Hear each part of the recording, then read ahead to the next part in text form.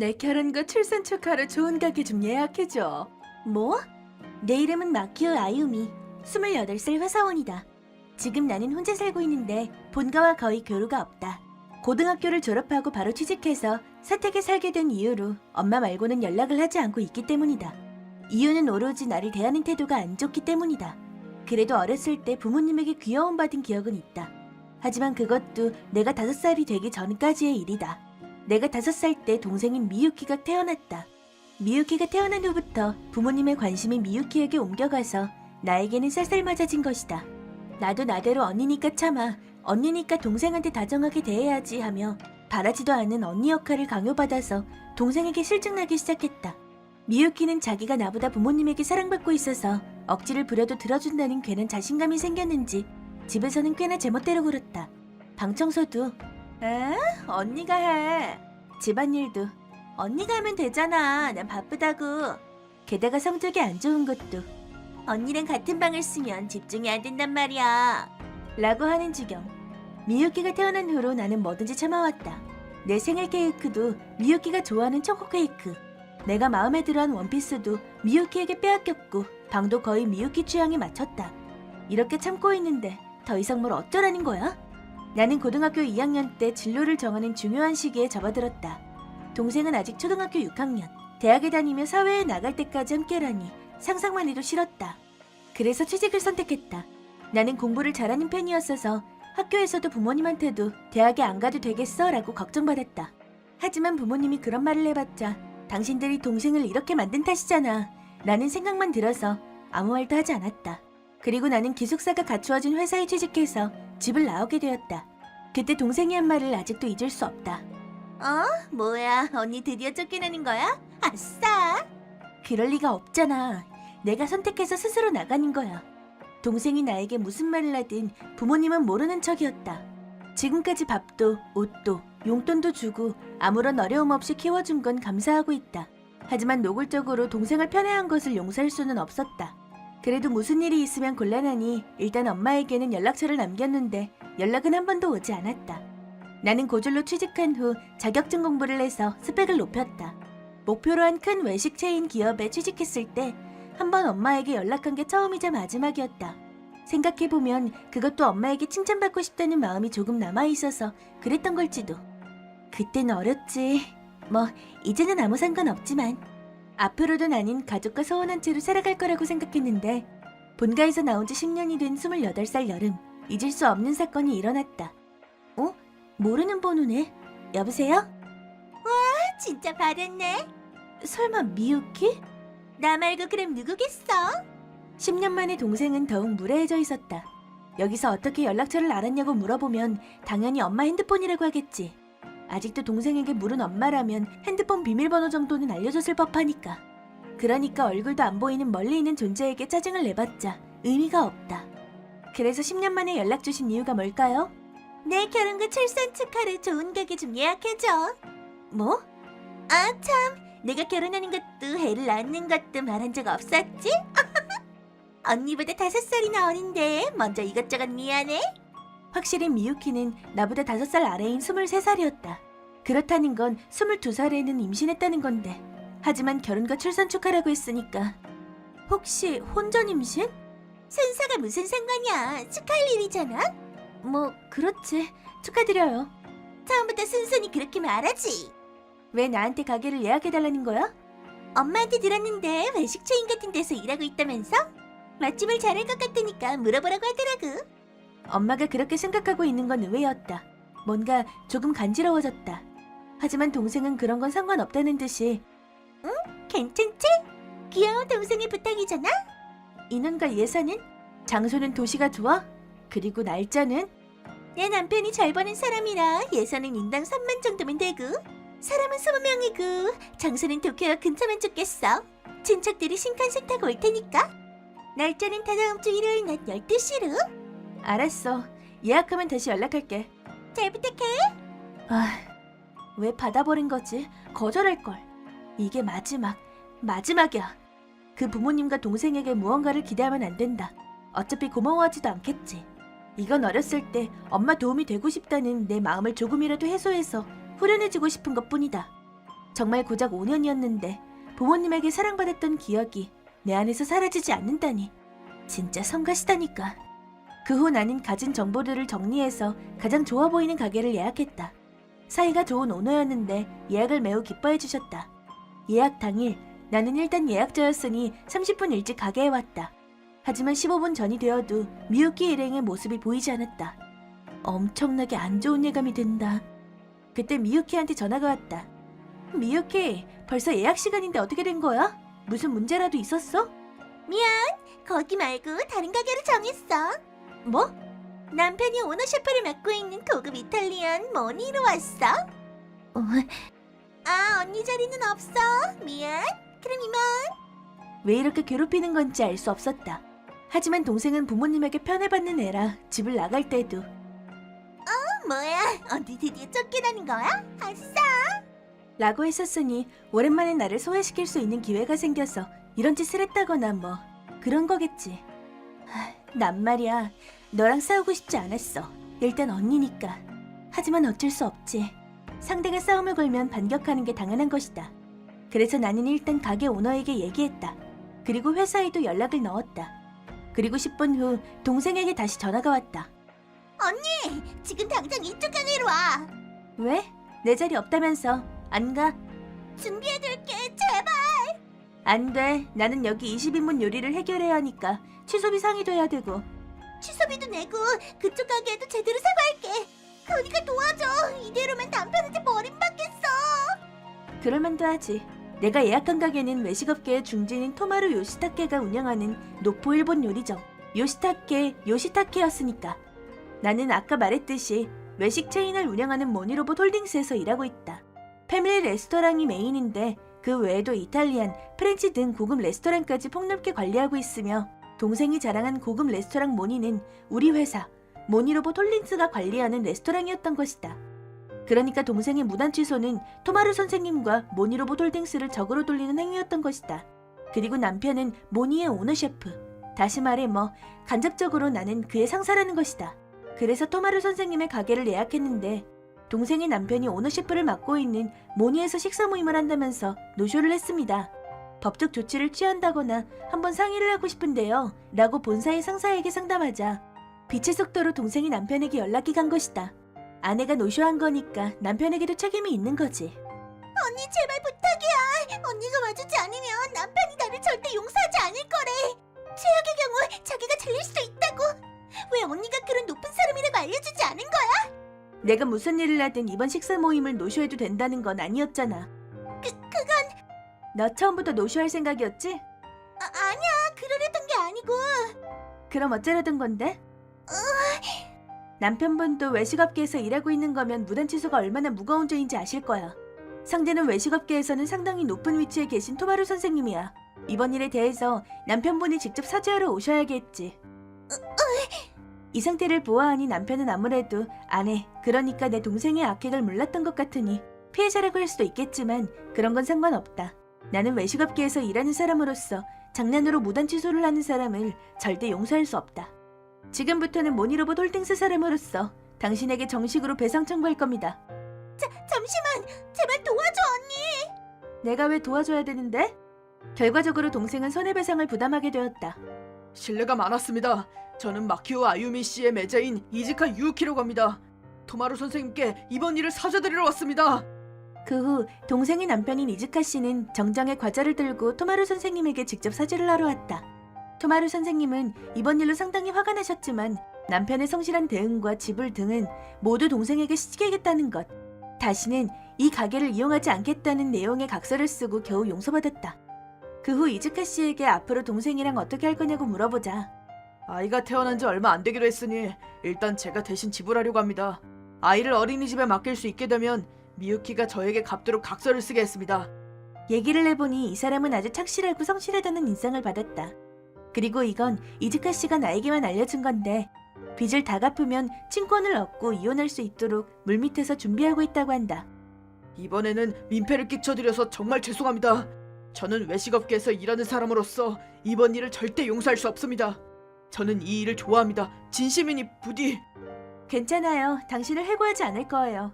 당신이 맡고 있는 가게는 손님의 평판도 종업원 설문조사도 아주 좋아요. 오너 셰프의 인품이 훌륭하다는 댓글도 많이 보였어요.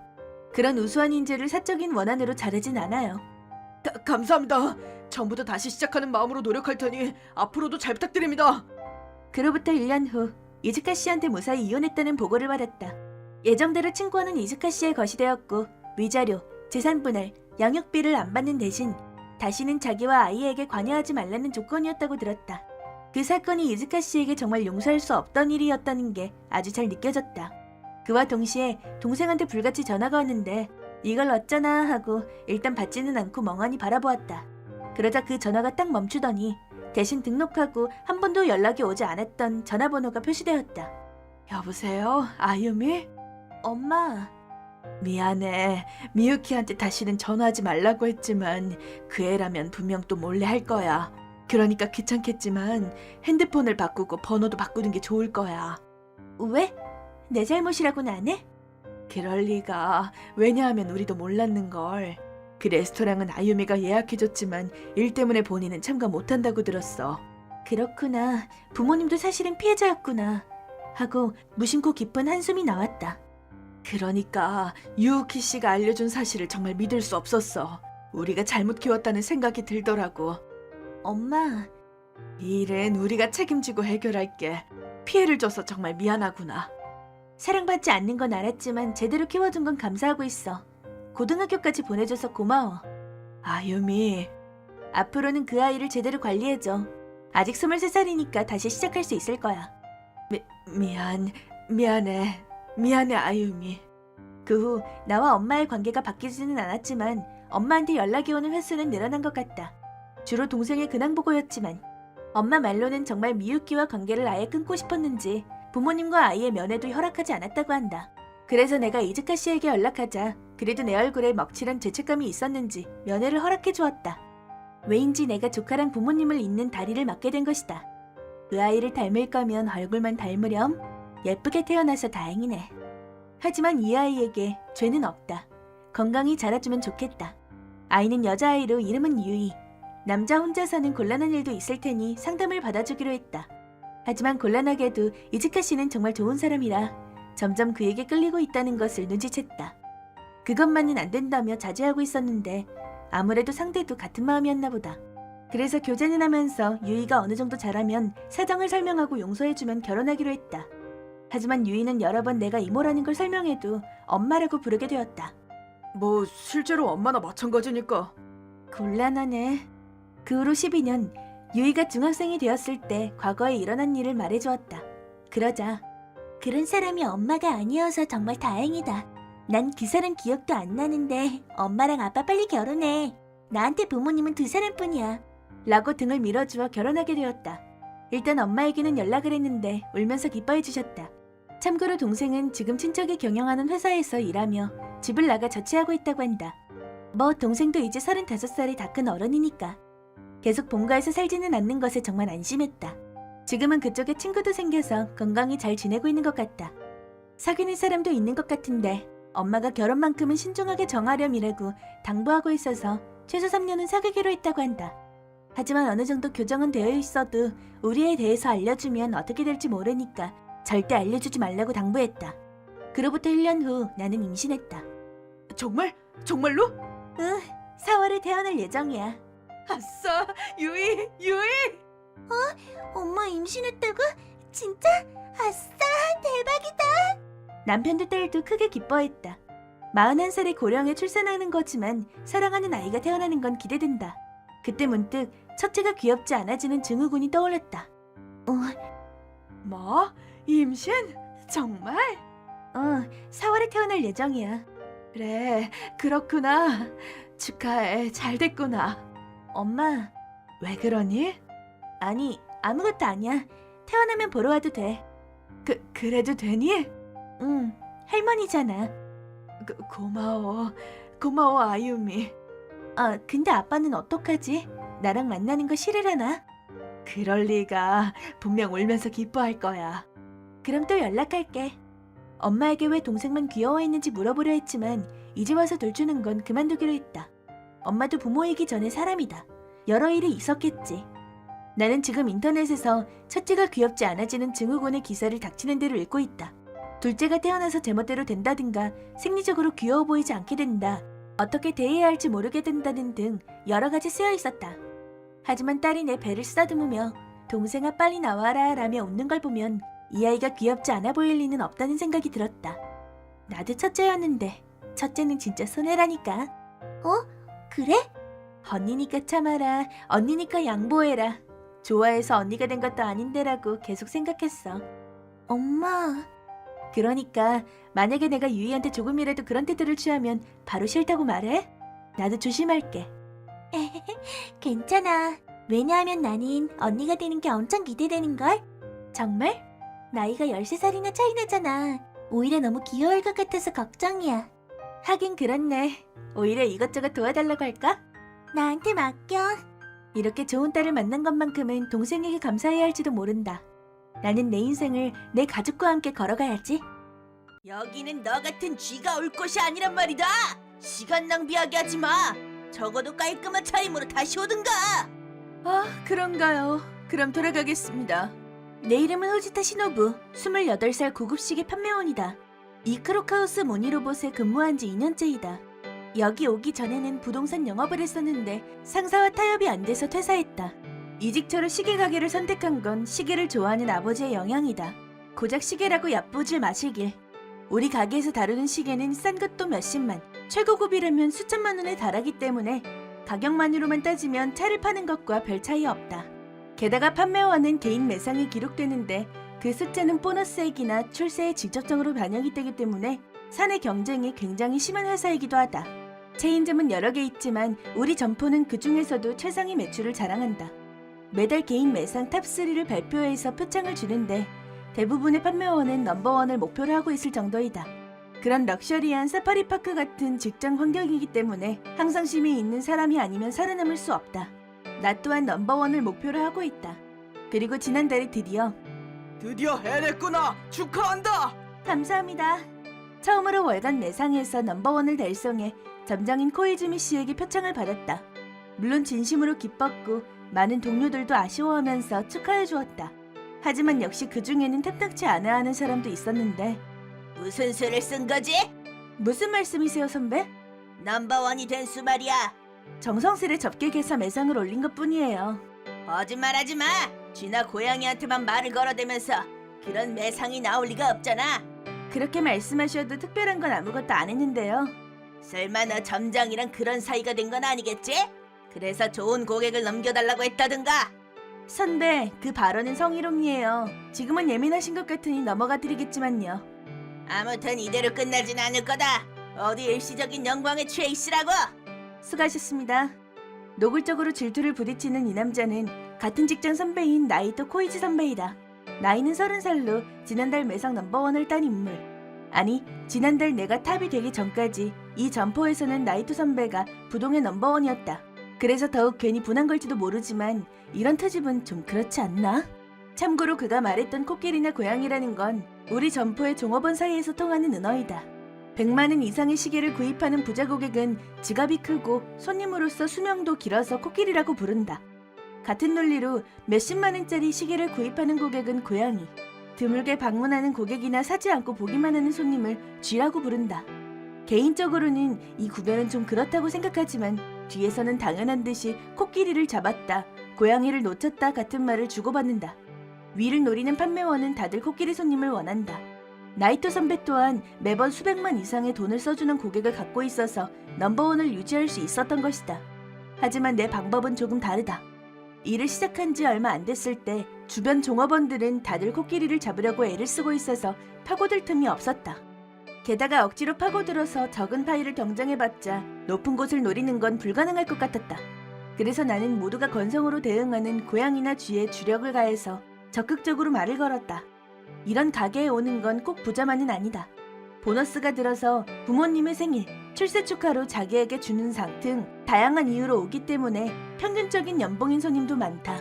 구입할 수 없을 것 같더라도 언젠가 이런 거 갖고 싶다는 동경에서 쇼케이스를 구경하는 분도 있다. 굳이 그런 손님을 노리는 게 내 전략이었던 것이다. 처음에 동료들은 나를 무시했다. 실제로 매상도 아래에서 세는 게 빠를 정도의 순위에 머물렀다. 하지만 그래도 내 전략을 믿고 1년 반 정도 계속 싸운 결과 드디어 최근에 성과가 나온 것이다.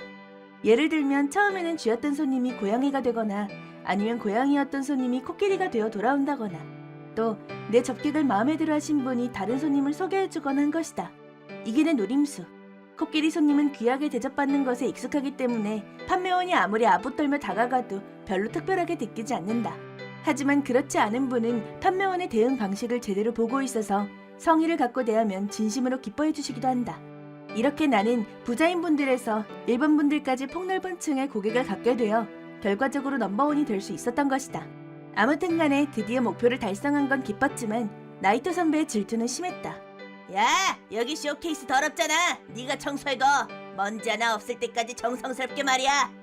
온갖 일에 트집을 잡으며 청소나 잡일을 나에게 떠넘기고 판매소에 서지 못하게 하거나 죄송합니다 손님. 고지타는 다른 일이 있어서 지금부터는 제가 안내하겠습니다. 내가 새 손님을 접객하고 있으면 강제로 끼어들어 가로채거나 그의 방해 공작에 의해 내 매상은 좀처럼 올라가지 않았고 이번 달은 나이토 선배가 넘버원을 되찾았다. 물론 분하지만 이제 방해도 조금은 나아질 거라고 생각하니 안심되기도 했다. 하지만 내 생각이 아니했다는 걸 깨닫게 되었다. 유일해 미안하지만 잠깐 괜찮나? 네, 무슨 일이세요? 너 말이야 고객 약속을 잊으면 어떡해? 오늘 네 고객인 이구치 씨가 오셨다고? 네? 정말요? 정말요라니? 이구치 씨는 며칠 전에 전화로 약속을 잡았다고 하셨어. 저는 그 얘기를 처음 듣는데요. 그럴 리가 있나? 나이토가 너한테 메모로 전했다고 했어. 전화를 받은 게 나이토 씨인가요? 그래, 확인했더니 너한테는 제대로 전달했다고 확실히 말했다. 그런 메모 못 받았어요. 변명은 됐다. 아무튼 네 실수야. 이구치 씨는 나이토가 제대로 대응해줘서 큰일로 번지지는 않았지만 자칫하면 클레임 건수였어. 요즘 잘 된다고 해서 긴장을 늦추지 마. 그의 방해는 잠잠해지기는커녕 더욱 심해졌다. 왕재를 탈환하고 나니 더욱 그 자리에 집착하게 되어 위험 분자를 제거하려고 하는 것 같다. 이 건으로 나에 대한 점장님의 신뢰가 내려가 버렸다. 게다가 나이토 선배는 후지타는 점장님에게 미인계를 써도 되는 고객을 빼돌려 받고 있다 던가 손님과 후지타가 데이트하는 걸 봤다는 목격 정보가 같은 근거 없는 소문을 흘려대고 있다. 점점 직장에 있기 불편해졌다. 아무래도 그는 나를 그만두게 하려고 진심으로 마음먹은 것 같다. 하지만 그러던 어느 날 내가 판매소에 서 있는데 손님이 말을 거셨다. 저기요, 혹시 이 시계는 복각 모델인가요? 네, 맞습니다. 라렉스 환상의 페이토나라고 불리는 시리즈를 복각한 것입니다. 역시 그랬군요. 이야, 젊었을 때 동경했었죠. 참고로 이건... 이렇게 처음 보는 손님과 시계 담론에 꽃을 피웠다. 뭐 자주 있는 일이다.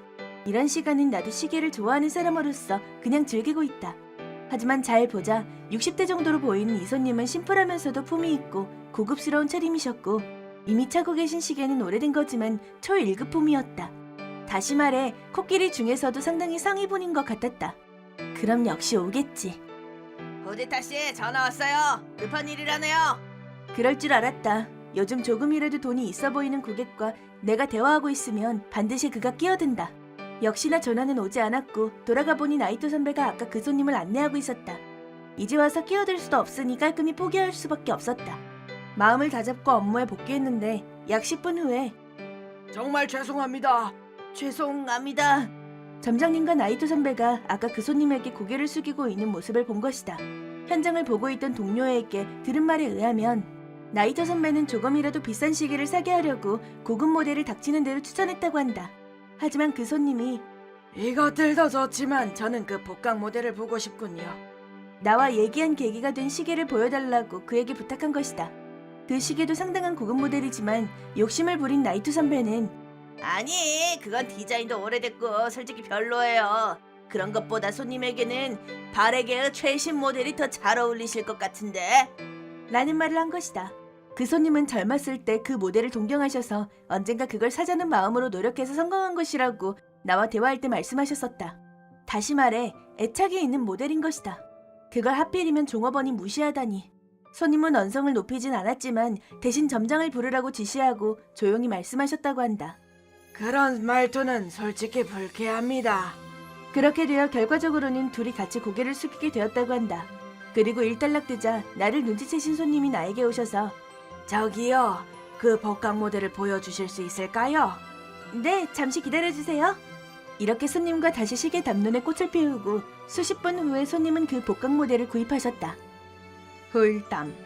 여기서부터는 후일담인데 그 손님이 이번에는 아드님을 데리고 오셔서 자기 회사의 후계자가 될 아들에게 어울리는 시계를 골라달라고 나를 직접 지명해 주셨다. 최종적으로는 그분은 2천만 원짜리 시계를 구입하셨다. 이건 탑클래스 매상원도 쉽게 팔지 못하는 최고급 모델.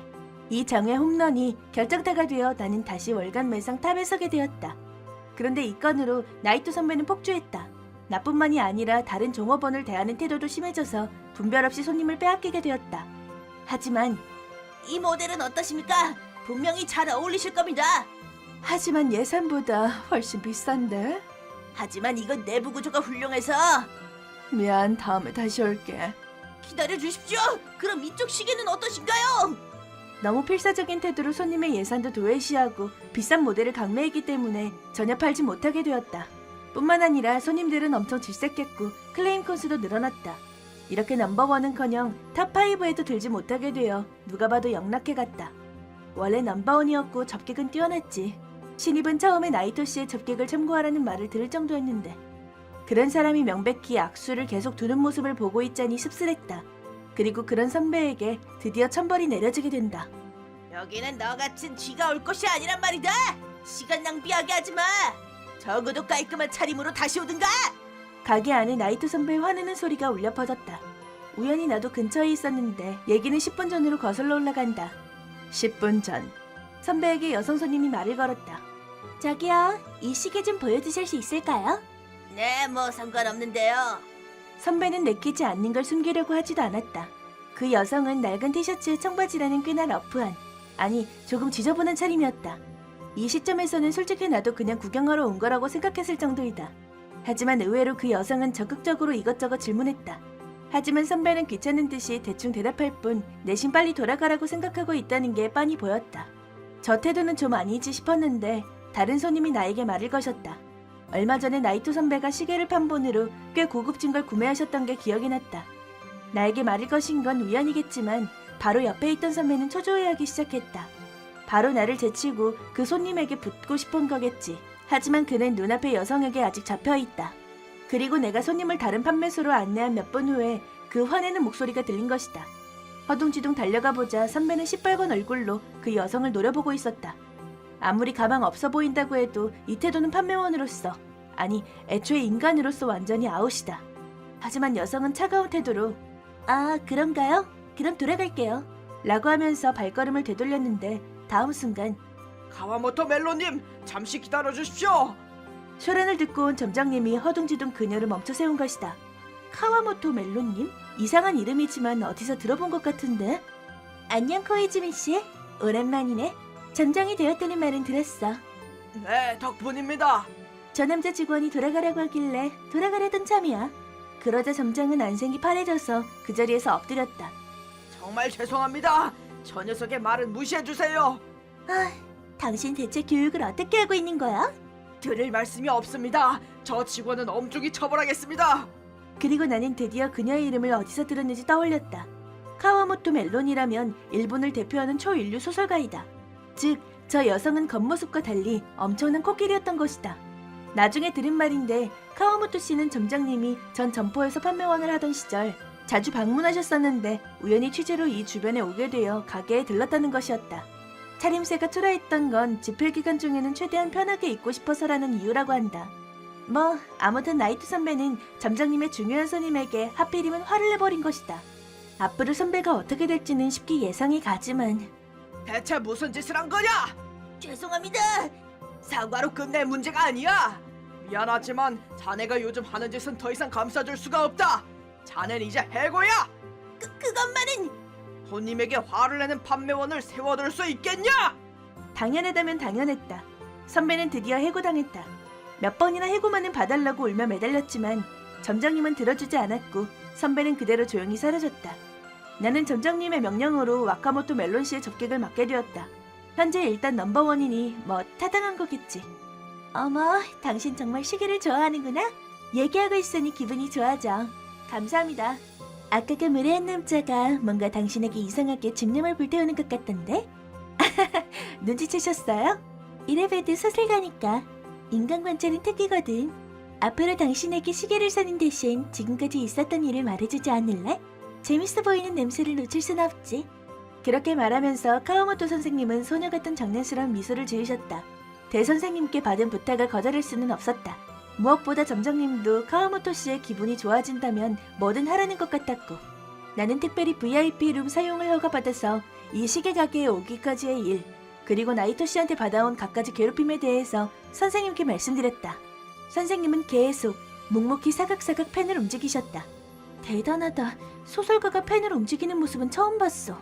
그리고 약 1시간 후 얘기를 마치자 선생님은 눈을 반짝이며 내 손을 잡으셨다. 좋아, 좋다. 이거 꼭 다음 신작 소재로 쓰게 해줘. 네? 고급 시계점에서 키워지는 손님과 직원의 인연, 그게 성과가 되어 나타나 점포에서 처음으로 여성 넘버원 직원 자리를 차지한 주인공, 그걸 질투하는 전 넘버원. 둘의 경쟁은 치열했지만 전 넘버원의 음모에 의해 함정에 빠지는 주인공. 그때 나타나 초라한 손님 한 명. 좋아, 좋다. 빨리 돌아가서 플랫을 다시 짜야지. 일이 일단락되면 당신한테 다시 시계를 찰 테니까 끼빼더. 오늘은 이만 실례할게. 네. 기다리고 있겠습니다. 내 배웅도 들리지 않는지 바로 택시를 불러서 바람처럼 사라졌다. 가와모토 선생님은 어땠어? 괜찮을 것 같아요. 다음에 사실 시계는 끼빼달라고 부탁하셨거든요. 모닉스 레인보우 모델이에요. 그거 하나에 5천만에 나는 이 가게 최고의 시계잖아. 훌륭해. 후지타군을 접객으로 붙인 나는 들리지 않았어. 그런데 점장님은 제가 나이토 씨에게 방해받을 때 알고 계셨죠? 아니 그게 이 가게를 그만둘까 고민했을 정도라고요. 솔직히 점장님에 대한 신뢰는 제로예요. 카와모토님이 구입을 마치시면 이 가게를 그만두려고 합니다. 그런 제발 용서해줘. 나이토는 그래도 계속 가게 넘버원이었잖아. 믿어주고 싶은 마음이었어. 정말 미안해. 아니요, 이 건에 대해서는 나이토 씨를 포함해 위에 보고하겠습니다. 다른 직원들도 나이토 씨의 방해로 클레임 대응에 쫓기느라 고객이 멀어진 사람들도 있다고요. 완전히 점장님의 감독 부족이에요. 이렇게 나는 그날 안으로 보고서를 정리해서 본사에 보냈다. 다음날 점장님은 호출당했고 현장은 내가 지시하게 되었다.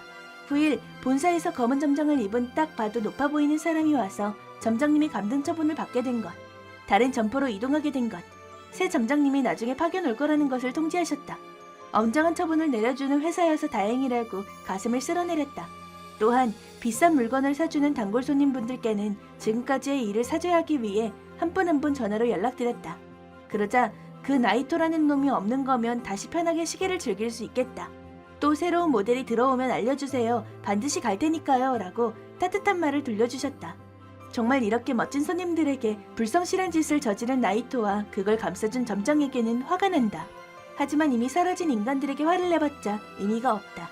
나는 좋아하는 시계를 바라보며 행복한 얼굴을 하는 손님들이 운명의 시계와 만나는 걸 도와줄 수 있었으면 그걸로 충분하다. 1년 후. 시노부씨, 점장 취임 축하해. 오늘은 그 축하로 내가 시계를 선물할게. 뭐든 갖고 싶은 걸 말해줘. 그런 걸 어떻게 받아요, 선생님? 어머, 이건 당신 덕분에 데이트를 친 신작에 대한 답례도 겸한 거야. 그래, 그날 취재를 받고 완성된 선생님의 신작이 데이트를 쳤다. 드라마와도 정해져서 선생님의 대표작이 되는 거 아니냐는 말이 돌고 있다. 주인공 모델에게 답례를 하게 해주지 않으면 곤란해. 알겠습니다. 그럼 이번만 받을게요. 이렇게 나는 내 삶에서 특히 애착이 있는 시계를 선생님에게 선물 받게 되었다. 내가 지지 않고 살아온 것, 시계를 계속 좋아해온 것, 이 가게에서 도망치지 않은 것, 모든 것에 대한 훈장처럼 반짝반짝 빛나고 있었다. 시계는 참 좋지. 자기한테 중요한 날에 구입하면 차고 있는 것만으로도 계속 그걸 떠올릴 수 있으니까. 시계는 추억을 몸에 차는 아이템이라고 난 생각해. 정말 그 말씀대로예요. 앞으로도 손님이 운명의 시계와 만날 수 있도록 정진하려고 합니다. 가즈미, 오늘은 중요한 할 말이 있어. 뭔데? 나랑 결혼해줘. 부탁이야. 나를 괜찮다면 잘 부탁해. 내 이름은 카스미. 사실은 지금 인생의 절정이야. 왜냐하면 동경하는 상사인 요시오 씨랑 결혼하게 됐거든. 요시오 씨는 내가 근무하던 회사의 에이스 사원으로서 대활약 중이다. 우리 회사에서는 이례적으로 입사 10년 만에 부장이 되는 거 아니냐는 소문이 날 정도다. 그런 요시오 씨는 일을 잘하는 게 다가 아니다. 언제 한 번은 가점이 오늘 입은 옷 가슴이 너무 보이는 거 아니냐? 네? 그런가요? 하하하, 혹시 나를 유혹하는 거야? 네? 난 좋은데 오늘 밤 비어있는데 어때? 가스미 씨, 잠깐 제 데스크로 와주실 수 있을까요? 이봐 여시오, 지금 내가 가슴이랑 얘기하고 있거든. 가보겠습니다. 괜찮아? 감사합니다. 앞으로는 무슨 일 있으면 나를 불러. 대처할게. 네. 성희롱을 듣던 나를 도와준 일을 계기로 나는 요시오 씨와 거리를 좁히기 시작했다. 그리고 반년 전에 요시오 씨에게 고백을 받은 것이다. 설마 그 훈남 엘리트 요시오 씨한테 고백을 받을 줄은 꿈에도 몰랐다. 그리고 드디어 3일 전. 가즈미, 오늘은 중요한 할 말이 있어. 뭔데? 나랑 결혼해줘. 부탁이야. 나를 괜찮다면 잘 부탁해.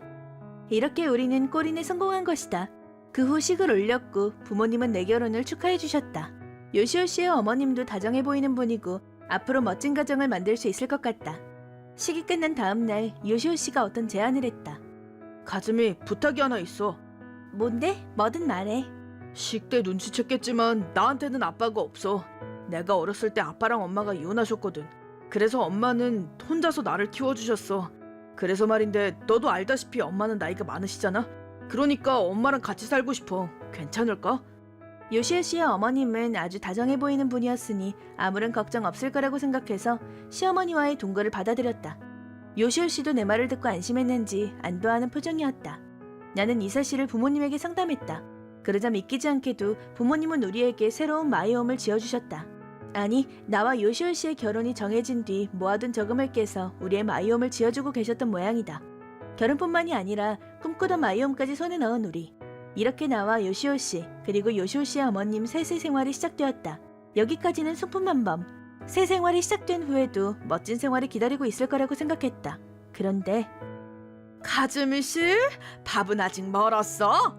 죄송합니다. 청소를 하느라요. 얘 좀 봐. 식사 시간이 어긋나면 생활 리듬도 무너지잖아. 만약 요시오랑 내 몸에 무슨 일이라도 생기면 어쩌려고 그래? 죄송합니다. 뭐야, 왜 그래? 얘 요시오, 가즈미 씨도 참 아직도 밥 준비를 안 했다니까. 이게 말이 되니? 너 뭐 하는 거야? 우리가 아직도 연인인 줄 알아? 요시오 씨?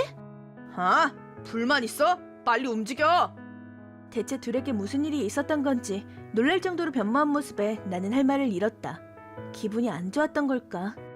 가즈미 씨, 너 빨래 말려본 적이 없는 거야? 네? 내 옷이 덜 말랐잖아. 어떡할 거야? 죄송합니다. 죄송하면 다야? 대체 어떡할 거냐고? 어떻게 하냐고 하시면 아침부터 소란스럽네. 너 또 엄마를 화나게 한 거야? 얘 여시오, 얘도 참 빨래도 제대로 못 말리지 뭐니? 뭐? 너 빨래도 못 말려? 그 정도는 초등학생도 할 수 있는데 넌 초등학생 이하인 거야. 너무 심한 폭언은 나는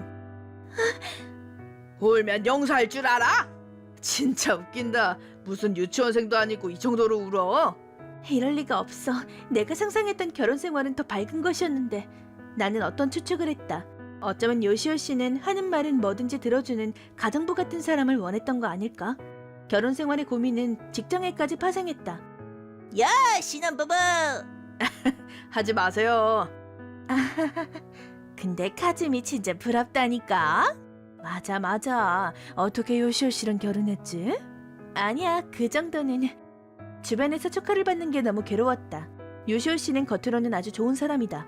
여성 사원들도 다들 나를 부러워한다. 이런 축복 모드에서 시어머니와 요시오 씨한테 괴롭힘을 당하고 있다고 말할 수 없었다.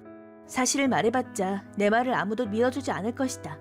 그래서 나는 이 일을 누구에게도 털어놓지 못하고 있었다. 야, 너 지금 장난해? 내가 뭐 잘못했어? 뭐? 너 내가 화내는 이유도 몰라? 미안해. 직장에서 괴로운 표정 짓지 말라고! 여시여, 무슨 일이니? 엄마, 얘가 직장에서 우리 이미지를 나쁘게 만들고 있어. 그러려고 그런 게 아니야. 너 또 내 여시여한테 그런 짓을 한 거야? 다음에 또 허튼 짓 하면 이 집에서 내쫓을 거니까 그렇게 알아? 이 집이라니. 이 집은 내 부모님이 선물해주신 집인데 집을 지어준 딸을 내쫓겠다니. 어떻게 하면 그런 말을 할 수가 있는 거지? 이 발언 때문에 진심으로 집을 나갈까 고민했을 정도다. 하지만 만약 지금 친정으로 돌아가도 엄마 아빠를 볼 면목이 없다. 왜냐하면 엄마랑 아빠는 내가 결혼한 걸 무척 기뻐해 주셨기 때문이다. 두 분의 말버릇은 빨리 손주 얼굴을 보고 싶다였다. 그런 부모님의 마음을 배신하는 짓은 할 수 없었다. 그런 마음과는 반대로 맛없어. 이게 뭐야? 맛이 안 나는데? 미안해, 간이 싱거웠나? 싱거운 게 문제가 아니라 애초에 간이 안 배었잖아. 너 지금 우리를 무시하는 거야? 아니요, 절대 그런 의도가 아니고. 아무튼 이딴 거 못 먹어. 미안해. 어? 그 말투는 뭐니? 카즈미는 전형적인 무능한 사람이거든. 지금 당장 다시 만들게요. 그러지 않아도 돼. 우리 둘이서 배달시켜 먹을 테니까. 알겠습니다. 그 후 나는 두 사람이 남긴 밥을 먹었다. 왜 이렇게 괴로운 일을 겪어야 하는 거지? 나는 부족한 아내다. 그렇게 생각하고 내 어떤 점이 부족한 건지 필사적으로 생각했다. 하지만 두 사람의 마음을 최대한 이해하고 거기에 응하려고 노력하고 있는 건데 뭐가 부족한 건지 전혀 알 수 없었다. 이날은 일요일, 일을 쉬는 날이어서 요시오 씨와 어머님이 영화를 보러 가자는 말을 했다. 물론 나는 영화를 볼 수 없었다. 나는 극장까지 두 사람을 차로 모셔드려야 했다. 괜찮을까? 사실 나는 운전하는 게 오랜만이었다. 면허는 갖고 있지만 장롱 면허였다. 만약 사고라도 나면 두 사람에게 두들겨 맞게 되겠지. 그런 생각을 하면서 운전하던 때였다. 잠깐 카즈미 씨, 무슨 운전을 이렇게 난폭하게 해? 네? 뭔가 마음에 안 드시는 점이라도. 조금 세게 브레이크를 밟은 탓일까 뒷좌석에서 어머님의 매도가 날아왔다. 너 우리를 죽일 셈이야? 허튼 짓 하지 말라고. 잠깐! 요시오 씨 하지 마! 그만두길 바라면 제대로 운전하라고. 그렇게 불만이었으면 직접 운전하면 될 텐데. 이날도 잔뜩 매도당하다가 하루가 끝났다. 요즘은 이불에 들어가도 잠이 오지 않았다. 스트레스 때문인가? 다음 날, 어라? 무슨 일이세요? 우리 오늘부터 괌에 갔다 올 거야. 그런가요? 이렇게 갑자기 두 사람이 해외여행을 간다는 건 전혀 몰랐다. 완전히 소외된 느낌. 하지만 두 사람이 여행하는 동안 편하게 쉴 수 있으니까. 그리고 이거 네가 갖고 있어. 그렇게 말하며 요시오 씨가 내민 건 이혼 신고서였다. 무슨 말이야? 넌 집안일도 제대로 못하고 쓸모가 없잖아. 솔직히 엄마도 민폐로 여기거든. 그러니까 언제든 이혼해도 돼. 그래. 그리고 이제 뭔가 살기 불편해. 왠지 나이 같고. 진짜 신축 맞니? 신축이에요. 네 부모님도 너처럼 쓸모없는 사람들이지? 그런 놈들이 세운 집을 믿을 수가 있어야지. 차라리 우리 둘이서 이 집을 나가버릴까 봐. 그러게. 근데 얘는 우리가 없으면 제대로 살지도 못할걸? 그렇겠다. 야, 네가 일하면서 얼마나 버는지 뻔히 알거든. 앞으로도 같이 살고 싶으면 집안일 좀 제대로 해. 그렇게 내뱉고 두 사람은 나가버렸다. 용서 못해. 절대 용서 못해. 팽팽히 당겨져 있던 실이 툭 하고 끊어지는 소리가 나며 눈물이 넘쳐흘렀다. 내 욕은 얼마든지 해도 상관없다. 하지만 부모님에 대해서 욕하는 것만큼은 용서 못해. 이 대화를 확실히 알았다. 이 사람들과 생활하는 건 불가능하다는 것을. 요시오 씨는 협박할 생각으로 나에게 이혼 신고서를 준 거겠지. 지금까지 무슨 말을 해도 저항하지 않았으니까. 이번에도 괜찮을 거라고 생각한 걸까? 유감이 있지만 이번만큼은 진심이다. 이혼 신고서에는 요시오 씨의 기입란은 모두 기입되어 있으니까 동사무소에서는 쉽게 수리해 줄 것이다. 둘이 이혼 사실을 알게 되는 건 여행에서 돌아온 후가 되겠지만 아무튼 이혼한다고 생각하니 마음이 무척 후련해졌다. 하지만 아직 집에 대해서는 아무것도 정리되지 않았으니 일단 집으로 돌아가기로 했다. 그런 생각을 하고 있는데 실례합니다. 네? 현관으로 나가자 우락부락한 남자가 서 있었다. 엄청난 위압감에 나도 모르게 뒷걸음질 치고 말았다. 저기 무슨 일이시죠? 저는 프로복서로 활동하고 있는 사람인데요. 근처에 살거든요. 곧 시합이 있어서 알려드리려고요. 네. 남성은 프로복서라고 했다. 아무래도 이 복서는 별로 활약하지 못하고 있는 것 같다. 그래서 근처를 방문해서 시합 공지를 하면서 손님을 모으고 있는 거겠지. 어라, 왜 그러세요? 네? 아무것도 아니에요. 게다가 안색도 안 좋으세요. 만약 괜찮으시면 얘기 좀 들어드릴까요? 심신이 모두 피폐한 상태였던 나는 이 남성에게 모든 것을 털어놓았다. 얘기를 하자 복서는 놀랐다. 용케 그런 환경에서 지내셨네요. 제가 나쁜 거예요. 무슨 말이죠? 저는 일도 느리고 항상 두 사람을 화나게 해요. 제가 좀 더 똑부러졌었다면. 아니에요. 왜냐하면 집을 둘러봐도 깔끔한걸요. 그런가요? 네, 게다가 당신은 다정해요. 낯선 사람을 제대로 대접해주는 사람은 보통 없죠. 제 입으로 말하기엔 좀 그렇지만 얼굴도 험악하잖아요. 뭐 부정은 못하겠지만 하지만 당신은 제 말을 들어주셨죠. 아무나 할 수 있는 일이 아니에요. 그럴까요? 그러고 보니 이름이 어떻게 되세요? 타케루라고 합니다. 그렇군요. 저는 카즈미라고 해요. 카즈미 씨군요. 귀여운 이름이네요. 아니에요. 오랜만에 마음을 열고 남과 대화했다. 그 탓인지 나는 타케루 씨에게 이끌렸다. 근데 저 이혼할 거예요. 그렇겠죠.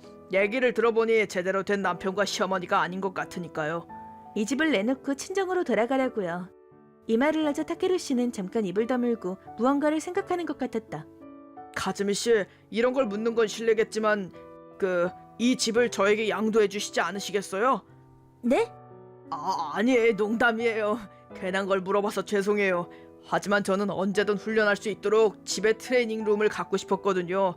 이 집이라면 트레이닝 룸을 만들 수 있을 것 같아서. 좋아요. 네, 정말요? 네, 이 집은 부모님이 지어주신 건데 솔직히 별로 좋은 추억이 없어요. 하지만 타케루 씨 같은 분이 사용해 주신다면 기쁠 거예요. 오, 이렇게 다정하실 수가. 감사합니다. 그 대신 약속해 주셨으면 하는 점이 있어요. 뭐죠? 시합에서 이겨서 반드시 챔피언이 되어주세요. 네, 맡겨주세요. 이렇게 나는 집을 타케루 씨에게 넘기게 되었다. 집을 양도하게 되었으니 이제 미련은 없다. 그 후 나는 모든 사정을 얘기했다. 당연히 내 부모님은 요시와 요시오의 어머님에게 경로하셨다. 지금 당장 집으로 돌아와 라고 해주셔서 이혼 신고서를 제출하고 짐을 꾸려서 고향으로 돌아가게 되었다. 일주일 후. 역시 집은 마음이 편하네. 혼나지도 않고 밥도 맛있게 드셔주신다. 이런 평범한 생활만으로도 기뻐서 눈물을 흘리는 나를 보고 부모님은 마음의 상처가 나을 때까지 계속 있으렴이라고 다정하게 말해주셔서 그 말을 받아들이기로 했다. TV를 보며 쉬고 있는데 핸드폰 알람이 울렸다. 무심코 핸드폰에 시선을 주자 상대는 요시오였다. 그 순간 지금까지 안 좋은 기억이 플래시백. 조심스럽게 메시지를 확인하자. 야, 너 지금 어디야? 뭐가? 장난해? 집에 못 들어가잖아. 어떻게 된 거야? 집은 팔았어. 말도 안 되는 소리 하지 마. 당장 열어! 말도 안 되는 소리를 하는 건 당신이지. 적당히 해. 엄마도 엄청 화났어. 어쩌라고. 이 자식, 집에서 나오지 않을 셈이군. 뭐 이런 며느리가 다 있니? 우리를 내쫓다니 대체 어떻게 돼먹은 거람? 근데 엄마 저기 봐. 뭐야 저게? 샌드백? 왜 우리 집에 저런 게 있는 거야? 나 참 메시지로는 끝이 안 나겠어. 전화해볼게. 네, 카즈미입니다. 너 지금 집이야? 집은 집이어도 친정이야. 뭐? 웃기는 소리 하지 마. 당장 돌아와. 문이 안 열린다고. 그러니까 집은 팔았다고 했잖아. 그리고 문이 안 열리는 건 새로 살고 있는 사람이 열쇠를 바꿨기 때문이지. 말도 안 되는 소리 좀 그만해. 이렇게 해버린다. 역시 집에 있잖. 쾅쾅 시끄럽네. 근데 당신 누구야? 아니 그게 문이 찌그러졌잖아. 저기 누구세요? 그건 내가 할 말이야. 여긴 내 집이거든. 그리고 이 문 어떻게 할 거야? 그런 말도 안 되는. 거기 비켜. 잠깐. 야 카즈미, 저 남자는 누구야? 남자? 카케루 씨 말이야? 그보다 너 일단 돌아오라고. 무슨 소리야? 우리 이혼했잖아? 무슨 설마. 잠깐, 뭘 찾는 거야? 없어. 여시오, 왜 그러니? 이혼 신고서가 없어. 그 녀석 설마 진짜 제출한 건가? 너 이혼 신고서 제출한 거냐? 아까 그렇게 말했잖아. 엄마, 카즈미네 친정으로 가자. 그 녀석을 혼쭐 내주겠어. 잠깐 기다려. 대체 뭐야 당신은? 당신들 지금 문을 부수고 남의 집에 마음대로 들어왔지? 기술 파손과 불법 침입으로 경찰에 신고했어. 여기서 놓칠 수 없지. 여기는 우리 집이야. 여기 계약서. 뭐? 그럴 수가. 말도 안 되는. 저기요, 신고하신 게 이쪽 댁이 맞나요? 아무래도 전화 건너편에서는 엄청난 일이 벌어진 것 같은데. 나는 허둥지둥 타케루 씨네 집에 향했다. 타케루 씨네 집에 도착하자 요시와 요시오의 어머니가 경찰차에 실리고 있었다. 나를 보자마자 요시와 요시오의 어머니는 카즈미, 미안해. 우리가 잘못했어. 미안해. 지금까지 일은 사과할 테니까 어떻게 좀 해줘. 이제 와서 무슨... 웃기지 마. 얼굴도 보기 싫어. 당장 꺼져. 나는 지금까지 낸 적 없는 큰 목소리로 두 사람에게 화를 냈다. 두 사람은 히익하면서 굳어버렸다. 뭐야, 나도 할 수 있네. 제대로 반박할 수 있구나 하고 가슴이 후련해졌다. 그리고 두 사람은 그대로 경찰서로 연행되었다. 야, 놀랐어요. 설마 이렇게 될 줄은 몰랐어요. 그래도 덕분에 속이 시원해졌어요. 그 후 요시와 요시오의 어머니는 기물파손과 불법 침입으로 체포되었고 요시오 씨는 당연히 회사에서 잘렸다. 전과가 생긴 사람을 고용해줄 리 없으니 두 사람은 살 길이 막혀서 기초수급자가 되었다고 한다. 낡은 아파트에서 생활하게 된 두 사람은 정신이 병들었고 요시오의 어머니는 치매에 걸렸다. 두 사람은 힘든 생활을 하게 된 데다 어머니의 간호까지 하게 되어 지옥 같은 생활을 하고 있다고 한다. 한편 나는 타케루 씨와 가까워져서 얼마 전에 연인이 되었다. 요시오 씨와는 달리 멋진 인성을 가진 그에게 이끌렸거든. 3년 후 승자 정코너 타케루! 좋았어! 타케루 씨 축하해. 카즈미, 나랑 결혼해줘! 무려 공개 프로포즈를 받았다. 대답은 당연히 오케이. 그날 타케루 씨가 우리 집에 와줘서 다행이다. 나는 지금 부모님이 지어주신 집에서 타케루 씨와 행복하게 살고 있다. 어머, 처음 보는 차인데? 누가 왔나? 차 안에 있어. 상태 좀 보고 올게. 누가 있는 것도 아닌데 혹시 잘못 주차했나? 이런 고급차를 몰고 돌아다니다니 보통 사람이 아닐 텐데. 뭐야? 제 이름은 나름이에요. 8살짜리 아들 시온과 남편 타카아키, 이렇게 가족 셋이서 행복하게 살고 있어요. 타카아키와 저는 직장 연애 끝에 혼전 임신으로 결혼했어요. 결혼 8년째이지만 여전히 알콩달콩해요. 요즘 그 알콩달콩에 더욱 박차를 가해졌는데. 시온, 목욕 다 했으니까 머리 말리자. 드라이어 바람 뜨겁단 말이야. 윤석, 기다려. 자, 잡았다. 제대로 안 말리면 냄새나. 그건 곤란하네요. 온 세상의 여자들이 날 봐주지 않게 되겠어. 어머, 무슨 플레이보이 같네. 영화대에서 따라하는 거지? 들켰나? 하지만 이런 좌절로 세계 정복은 끝났잖아. 나와라, 드래곤! 세계관을 영 모르겠네. 자, 머리 말리자. 세계 정복하는 사람의 머리가 쫄딱 젖어 있으면 멋이 안 나잖아. 엄마는 왜 아빠랑 결혼한 거야? 어? 갑자기 왜 그래? 참고하려고. 아빠랑은 일자리에서 만났어. 지금은 다른 직장에 다니지만 옛날에는 같은 곳에서 일했거든. 옛날에 아빠는 정말 다정한 동료였어. 뭔가 귀엽기도 했지. 지금은? 지금도 귀엽지. 양반은 못 되겠네. 아빠 왔나 보다. 어서 오세요. 다녀왔어, 시온. 수고했어. 목욕물 받아놨어. 고마워. 맞다, 이거 선물이야. 뭐? 오늘도? 우연히 케이크 가게 근처를 지나쳤거든. 당신 케이크 좋아하잖아? 하지만 어제는 꽃, 오늘은 케이크, 지난주에는 목걸이까지 줬잖아. 이렇게 매번 받기만 하는 건 좀 미안한데? 맞벌이로 고생하고 있으니까 조금이라도 고마운 마음을 전하고 싶어서 말이야.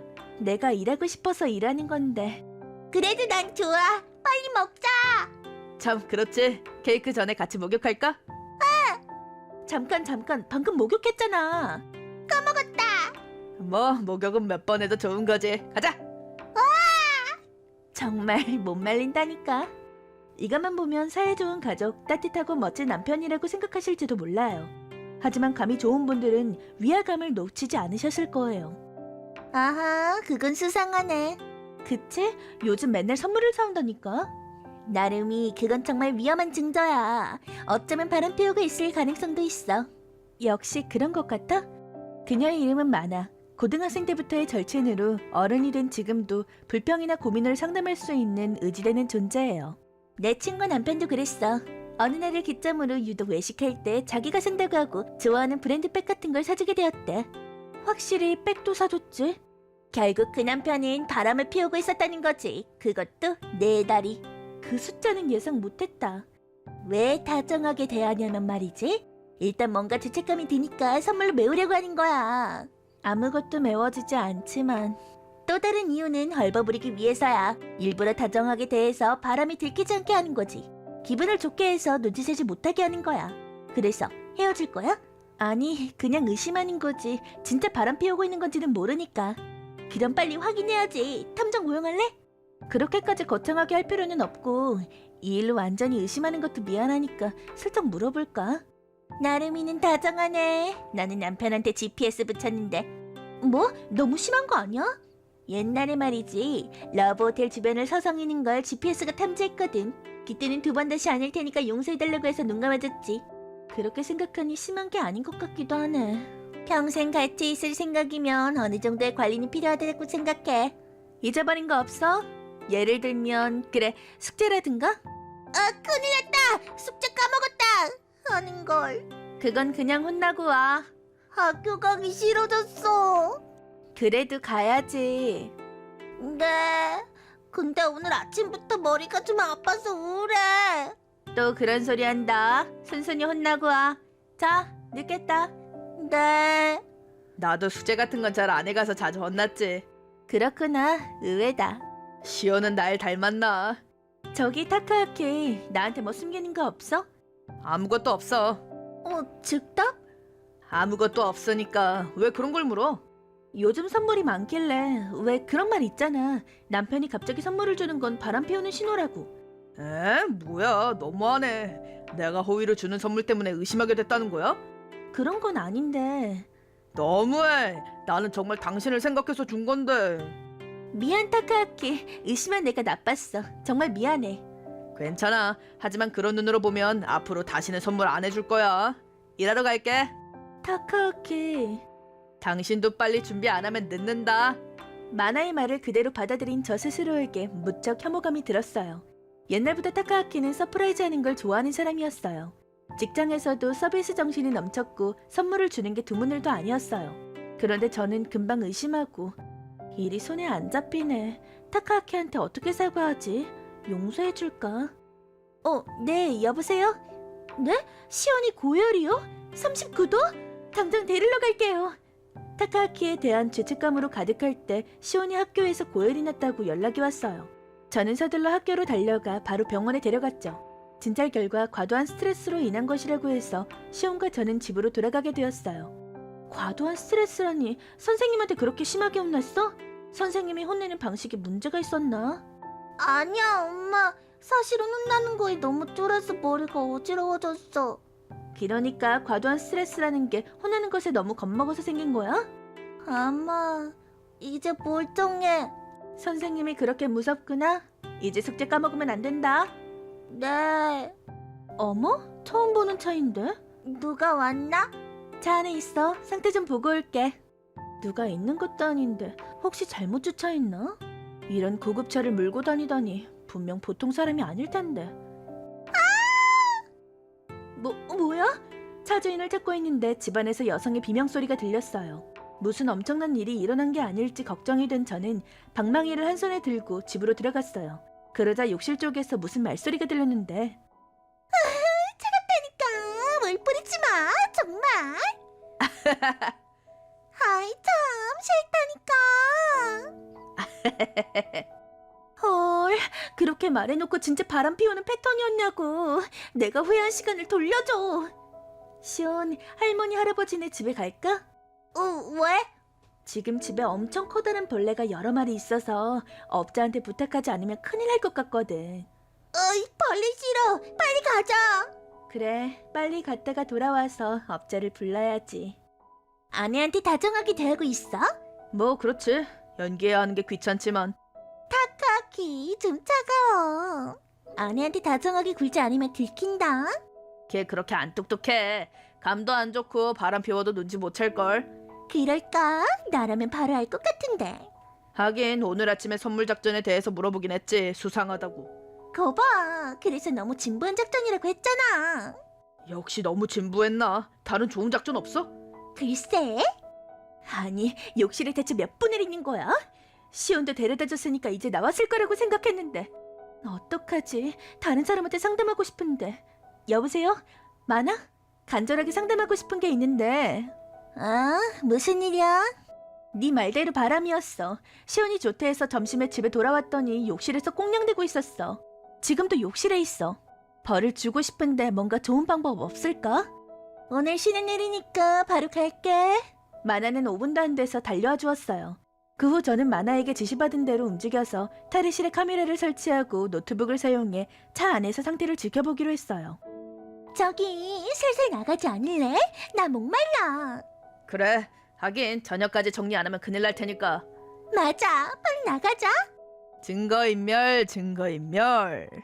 타카아키네 탈의실 진짜 넓단 말이지. 우리 집은 화장실이랑 같이 있어서 싫다니까.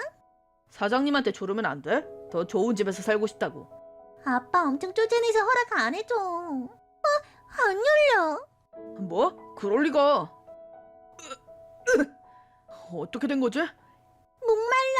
빨리 나가게 해줘. 샤워기 물이라도 마셔. 왜 말을 그렇게 해? 이 사람 가끔 진짜 배려심 없다니까. 어라? 물도 안 나오네? 아야야야. 왜 그래? 뭔가 시려워. 시원해? 아니, 처음에는 그 정도였는데 점점 뜨거워져서. 아야야야야. 괜찮아? 건드리지 마. 진짜 아프다고. 뭐? 사람이 걱정해주는데 뭐야? 아니, 진짜 아프다고. 전혀 그렇게 안 보이거든. 뜬금없이 뭐가 아프다는 거야. 이거 뭐가 어떻게 된 거야? 시림지라고 해서 뭐 냉감제인데 온몸에 마구 바른 다음에 한동안 내버려두면 격통으로 바뀌거든. 오, 몰카를 보고 따라해본 건데 성공이었네. 우연이라지만 휴가 내길 잘했다. 아파. 너무 시려워. 시끄러워. 이제 그거 질렸어. 내가 얼마나 괴로운지도 모르고 어떻게 그런 말을 해. 수건 같은 걸로 닦지 그래? 맞다, 수건. 이거 뭔가 이상한 냄새 나지 않아? 오리비 냄새밖에 안 나는데. 아니야, 뭔가 엄청 좋은 냄새가. 동아리하고 돌아온 고등학생 같은. 바보 아니야? 옷이나 입어야지. 애초에 네가 목욕을 너무 오래 해서 피부가 이상해진 거 아니야? 뭐라고? 목욕을 너무 오래 해서 아프다는 건 들어본 적도 없거든. 한심한 피부. 닥쳐, 부모 백으로 사는 주제. 뭐라고? 아야야, 아니 이런 말싸움 할 때가 아니었지. 아프다고. 알 바 아니거든. 그보다 빼기라니 무슨 말이야? 타카하키는 격통으로 몸을 꼬면서도 화를 냈어요. 그 움직임에 바람상디는 더욱 화를 냈죠. 그걸 보고 저희는 폭소했어요. 진짜 웃긴다. 몸 꼬면서 화내는 거 뭐야? 너무 웃겨. 잠깐만, 나도 시리기 시작했어. 아파. 시리시여. 아파. 내 옷도 뭔가 차가워. 누가 수건이랑 옷에 뭔가 바르고 문을 잠근 거야. 젠장, 왜 이렇게 된 거야? 샤워기로 씻어내자. 물이 안 나와. 수도관을 잠궜나 봐. 목욕물을 빼면 어떡해. 아파. 누가 좀 도와줘. 누가 좀. 자, 그럼 점심이라도 먹으러 갈까?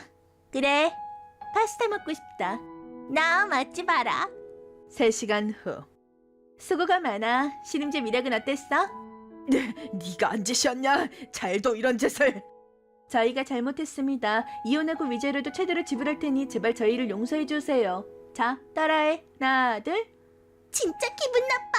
남이 괴로워하는 걸 보고만 있다니. 뭐 하는 거야? 스가 열려입니다. 더 싸줄까? 이제 그만해. 타카기 사과해. 싫어. 누가 이딴 여자한테. 내 부탁도 못 들어줘. 이제 됐어. 아빠 연출로 승진시켜주는 건 없단 일로 할래. 당장 사과도 못하다니 최악이야. 앞으로 타카키랑은 두 분 다시 엮이지 않을게요. 뭐라고? 다시 생각해줘. 논점이 바뀌었다 이것들아. 사과할게요. 사과할 테니까. 저희가 잘못했습니다. 이혼하고 위자료도 최대로 낼 테니 제발 저희를 용서해 주세요. 어떡할래? 시간이 걸렸으니까 일단 1시간 더 방치하는 걸로. 마귀, 악마. 마음대로 짓거려, 이 거짓말쟁이 자식아. 1시간 방치한 뒤 저희는 이혼 신고서를 기입시키고 두 사람을 집에서 쫓아냈어요. 바람상대는 사장의 따님이다 보니 회사에 알려지는 걸 원치 않았어요. 하지만 위자료? 낸다고 한 적 없는데요. 불륜 같은 거 안 했어요. 완전히 시치미를 떼려고 하길래 메일 주소를 물어봐서 증거 영상을 보냈는데 아니 왜? 아무거나 알려준 거였는데. 호노카가 알려준 메일 주소가 회사 메일 주소여서 사장뿐만 아니라 사원 모두에게 불륜 사실이 알려지고 말았어요. 타카하키와 호노카는 회사에서 비웃음 당하고 사장에게 호되게 혼난 데다 영상이 모 사이트에 퍼지면서 사람들이 피하게 되어 퇴사했대요. 타카아키와 호노카는 화제의 인물이 되었는데 면접을 갈 때마다 비웃음당해서 아직도 곤란한 모양이에요. 앞으로도 계속 비웃음거리가 되겠죠. 저는 막대한 위자료를 얻었기 때문에 시온과 만화, 부모님과 여행과 고급 레스토랑에서의 식사를 즐기고 있어요. 여러분은 따라하지 마세요.